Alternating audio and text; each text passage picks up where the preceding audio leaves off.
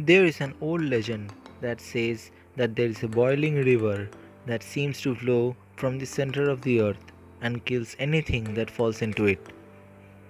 Do you believe it? If not, then you should do now. In a rainforest in the heart of Amazon, scientists believe that they have discovered the world's largest thermal river, running hot for nearly 4 miles and reaching up to 80 feet at its widest point and 16 feet at its deepest. While the river's extreme temperatures are not unusual for a geothermal surface, it is deemed remarkable in that it is non-volcanic. The nearest active volcanic area is actually more than 430 miles or 700 kilometers away. Timpishka, also known as La Bomba, is a tributary of the Amazon River, called the only boiling river in the world.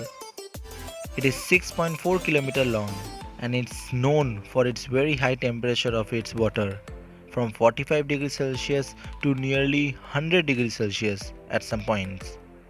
The name Timpishka means boiled by the heat of sun, though the source of heat is actually geothermal. Some parts of the river are said to be so hot that various animals that have fallen into it have boiled instantly, like frogs, snakes, and insects. So, where is the location of this river? The river is located in the Mayantiaque Sanctuary in the Amazon forest.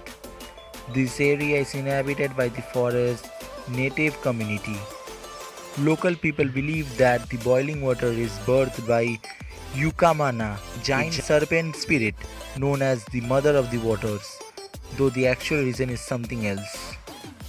Andres Russo, a geothermal scientist, has investigated the source of the heat. He initially heard about this myth as a child from his grandfather.